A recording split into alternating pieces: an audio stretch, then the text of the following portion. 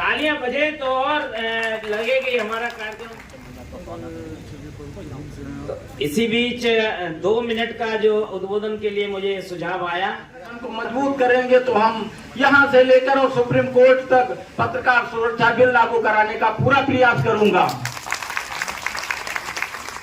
जिसे लोकतंत्र का चौथा स्तंभ कहा जाता है, वही आज खतरे से खाली नहीं है। आए दिन पत्रकारों के साथ घटनाएं घटती रहती हैं। किसी को मार दिया जाता है, किसी को नमस्कार, स्वागत है आपका और आप देख रहे थे केडी न्यूज। आज हमारी मौजूदगी लखनऊ मुख्यालय पर है। उत्तर प्रदेश की राजधानी लखनऊ में हम उपस्थित हैं और यहाँ पर जो है राष्ट्रीय पत्रकार सुरक्षा परिषद के द्वारा जो है वार्षिक महाधिवेशन कार्यक्रम का आयोजन किया जाता है। साल में एक बार कार्यक्रम होता है और यहाँ पत्रकार सम्मान समारोह का कार्यक्रम भव्य तरीके से, विशाल तरीके से किया जाता है। और हम ये जानने का प्रयास करेंगे कि जो लगातार पत्रकारों के साथ आए दिन फर्जी मुकदमे जैसे जो है फर्जी मुकदमे लिखे जाते हैं शासन प्रशासन के द्वारा, उस विषय को लेकर प्रमुख बिंदुओं पर चर्चा की गई। हमारे साथ चित्रकूट जनपद के जिलाध्यक्ष हैं अनिल देवरवा जी, त्रिपाठी जी। हम उनसे चर्चा करेंगे कि ये बताइए, आज कार्यक्रम था, महाधिवेशन कार्यक्रम था राष्ट्रीय पत्रकार सुरक्षा परिषद का, तो कितनी बिंदुओं पर चर्चा की गई और कितने पत्रकार साथी? नमस्कार, मैं अनिल देवरवा, जिलाध्यक्ष चित्रकूट। राष्ट्रीय पत्रकार सुरक्षा परिषद का हर वर्ष की भांति इस वर्ष भी जो महाधिवेशन है वो बहुत ही सफलतापूर्व संपन्न हुआ और हजारों की तादाद में पूरे प्रदेश से हमारी करीब 23,000 पत्रकारों की परिवार है तो यहाँ पे मौजूद रहे और पत्रकारों पे आए दिन हो रहे शोषण, अन्याय और उनको जबरन उनके ऊपर मुकदमा लादा जा रहा है। इन गंभीर बिंदुओं पर, मुख्य बिंदुओं पर बहुत ही गहनता से विचार किया गया और वार्ता की गई। हमारे राष्ट्रीय जो अध्यक्ष हैं आदरणीय श्री देवेंद्र मिश्रा जी ने इस बिंदुओं को, जो मौजूदा सरकार है, सरकार के जो जिम्मेदार मंत्री हैं उनको बुला करके और टेबल टॉक उनसे बात किया कि पत्रकारों पर आए दिन पूरे प्रदेश में, देश में कोने कोने में हर रोज़ घटनाएं आ रही हैं। जबरदस्ती मुकदमे लिखे जा रहे हैं, लूट के लिखे जा रहे हैं, अपहरण के लिखे जा रहे हैं, उनको परेशान किया जा रहा है, अपराधी थाने में बैठ रहे हैं और जो निर्दोष पत्रकार हमारे सच्चे साथी हैं उन पर मुकदमा लिखाए जा रहे हैं। तो जो सरकार के नुमाइंदे थे, जिम्मेदार यहाँ पे मंत्रीगण जो उपस्थित रहे, उन्होंने कहा कि सरकार आपके साथ है और पत्रकारों का शोषण इस सरकार में नहीं होगा, हम सब आपके साथ हैं, आपके साथ का तय कुछ नहीं होगा। अगर कहीं ऐसी कोई बात है तो वह बात हम तक पहुँचाइए, उस पर गंभीरता से विचार किया जाएगा और आपका पूरा साथ दिया जाएगा। जैसा कि इस कार्यक्रम में कौन कौन सा मंत्री शामिल हुए और कितने विशाल तरीके से जो है इस कार्यक्रम कौन अतिथि? देखिए, हमारे मुख्य जो अतिथि रहे वो ब्रजेश पाठक जी रहे जो उप मुख्यमंत्री हैं और उच्च शिक्षा मंत्री बहन रजनी तिवारी जी रही और राही जी रहे जो कारागार मंत्री हैं।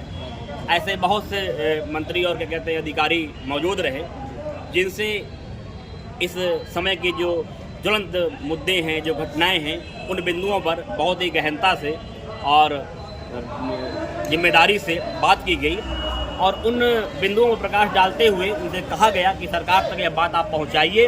पत्रकारों का अगर शोषण होता रहा तो राष्ट्रीय पत्रकार सुरक्षा परिषद चुप नहीं बैठेगा, धरने में बैठेगा, विशाल रूप लेगा, गाँव से शुरू होगा और प्रदेश स्तर तक में आएगा और यह आग लगने में देर नहीं लगेगी। अब राष्ट्रीय पत्रकार सुरक्षा परिषद के रहते किसी पत्रकार साथी का शोषण, उसके साथ अन्याय, जो अपनी घटनाएं हो रही हैं, वह नहीं होने पाएगी। तो आपने सुना, हमारे साथ जिलाध्यक्ष थे, इनके द्वारा बताया गया कि यह महाधिवेशन कार्यक्रम बहुत ही जो है भव्य और विशाल तरीके से संपन्न कराया गया और जो राष्ट्रीय अध्यक्ष हैं, संस्थापक है देवेंद्र मिश्रा जी, उनके द्वारा पत्रकार संबंधित जो कई बिंदुओं पर उन्होंने चर्चा की गई। पत्रकार सुरक्षा बिल कानून लागू कराने को लेकर के उन्होंने कहा कि हमारी लगातार निरंतर जो है प्रयास जारी है और हम पत्रकार सुरक्षा बिल कानून लागू कराकर ही रहेंगे। और जो लगातार पत्रकारों के साथ आए दिन फर्जी मुकदमे जो पत्रकार झेल रहे हैं, पत्रकारों के पास कोई आय का स्रोत तो है नहीं, पत्रकार बेरोजगार हैं और पत्रकार लोकतंत्र का चौथा स्तंभ है और आए दिन लगातार पत्रकारों के साथ जो शोषण, अन्याय, अत्याचार, जो फर्जी मुकदमे लिखे जाते हैं, उस पर अगर हमारे पत्रकार साथी को कहीं अगर फर्जी तरीके से मुकदमेबाजी की जाती है शासन प्रशासन के द्वारा, तो हमारा राष्ट्रीय पत्रकार सुरक्षा परिषद चुप नहीं बैठेगा, धरने में बैठेगा, हर प्रकार से हर संभव लड़ाई लड़ने के लिए बाध्य रहेंगे। पत्रकार एकता, कैमरा पर्सन पत्रकार एकता, पत्रकार एकता। मजबूत करेंगे तो हम यहाँ से लेकर और सुप्रीम कोर्ट तक पत्रकार सुरक्षा बिल लागू कराने का पूरा प्रयास करूंगा। जिसे लोकतंत्र का चौथा स्तंभ कहा जाता है वही आज खतरे से खाली नहीं है। आए दिन पत्रकारों के साथ घटनाएं घटती रहती हैं। किसी को मार दिया जाता है, किसी को जला दिया जाता है, किसी की हत्या कर दी जाती है। और अगर कोई पत्रकार भाई हमारा इन घटनाओं से बच जाता है तो उस पे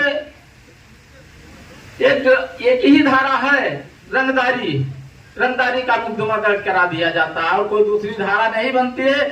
बहुत सारे पत्रकार भाई हैं जिन पर रंगदारी मांगने का आरोप लगाया जाता है, बस दूसरी धारा नहीं होती है।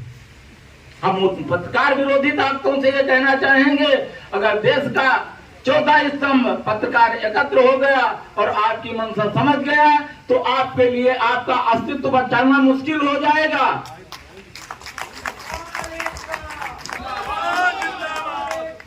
हम सरकार से भी गुजारिश करते हैं कि पत्रकारों की गंभीर समस्याओं को देखते हुए पत्रकार सुरक्षा बिल लागू करे। हमारा संगठन पत्रकार सुरक्षा बिल पर कार्य कर रहा है। हमारा प्रयास बिल नहीं लागू होता है तो हम कोर्ट का दरवाजा खटखटाएंगे,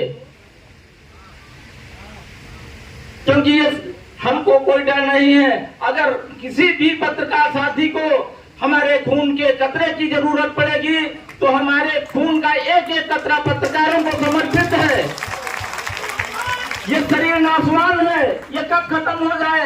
अगर आपके स्वास्थ्य में हमारे खून का एक कतरा आता है तो ये हमारा सौभाग्य होगा।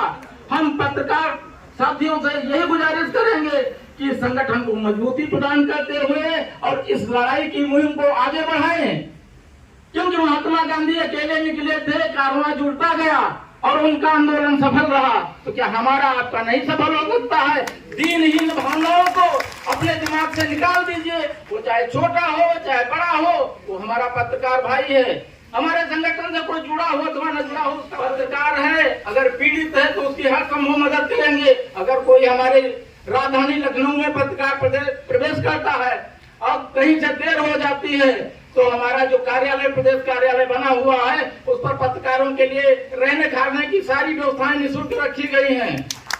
वो हमारे संगठन से जुड़ा हो अथवा न जुड़ा हो। अभी रायबरेली की एक घटना हमारे प्रभारी जी ने हमको बताया। मैं इस मंच के माध्यम से कहता हूं, अगर 3 दिन में वहां डॉक्टरों के खिलाफ FIR नहीं दर्ज करती है पुलिस तो 3 दिन के बाद हम धरने पर बैठ जाएंगे और अनशन करेंगे और FIR दर्ज करा के मानेंगे।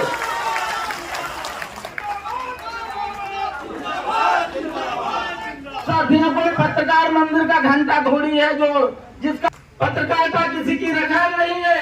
लोकतंत्र का चौथा ये स्तंभ है।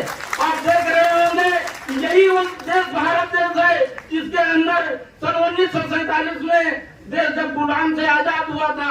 जब गुलाम देश था तभी तो पत्रकार थे। एक बड़े संघर्ष ऐसे पत्रकारों की धरती है। अगर आप भी उसका 1% अपने अंदर लगाव कर लीजिए, सच्चाई को अंदर कर लीजिए तो 3 साल में पत्रकार सुरक्षा भी लागू हो जाएगा।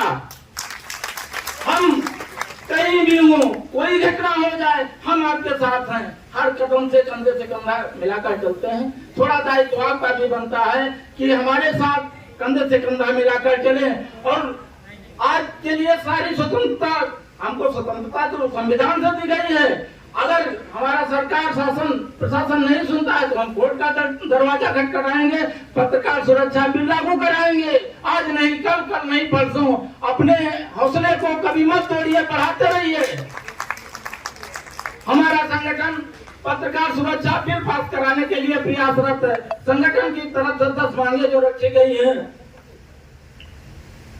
पत्रकार सुरक्षा बिल लागू किया जाए, पत्रकारों के परिवार को निःशुल्क शिक्षा और चिकित्सा प्रदान की जाए। पत्रकार, आप देख रहे होंगे कि पत्रकारों पे जब कोई संकट आता है या कोई रंगदारी मांगी जाती है तो पत्रकार पे बिना जांच के मुकदमा लिख दिया जाता है। और मुकदमा नहीं, पत्रकार आज चला जाए थाने में, पत्रकार थाने में तहरीर दे तो उनकी विवेचना होगी, मुकदमा नहीं लिखा जाएगा। अभी पत्रकार के खिलाफ कोई जाए तुरंत मुकदमा दर्ज। ये है शासन प्रशासन की पत्रकारों के साथ।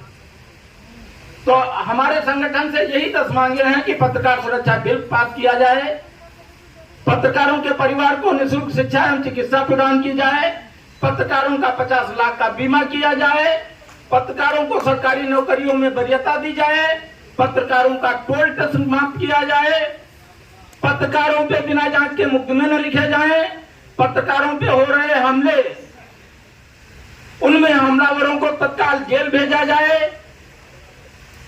और सरकार इन हमारी सभी समस्याओं को गंभीरता से संज्ञान में लेते हुए आवश्यक कदम उठाते हुए पत्रकार सुरक्षा बिल लागू करे। सफाई कर देगा और उसको छुट्टा छोड़ दीजिए, वो कचरे के डिब्बे में चला जाएगा। एक कहावत कही गई है कि एक टिटोरी जो अपने अंडे रखती है और समुद्र बहा ले जाता है, तो वो एक चोट पानी इधर से ले जाती है, उधर से बालू लाती है, क्या उसके बस की बात थी? वो कभी जीवन में नहीं कुछ कर सकती थी। उसकी इस मेहनत को देखते हुए सारे पक्षियों ने एक बैठक की और दोनों सरकारों से गुजारिश करते हैं कि पत्रकारों की समस्याओं को गंभीरता से संज्ञान में लेते हुए पत्रकार सुरक्षा बिल लागू करे, जिससे हमारा हर पत्रकार भाई अपने परिवार के साथ सुरक्षित रहते हुए जनता की आवाज को शासन प्रशासन तक निष्पक्ष रूप से पहुंचाने का कार्य करता रहे। जय हिंद, जय भारत।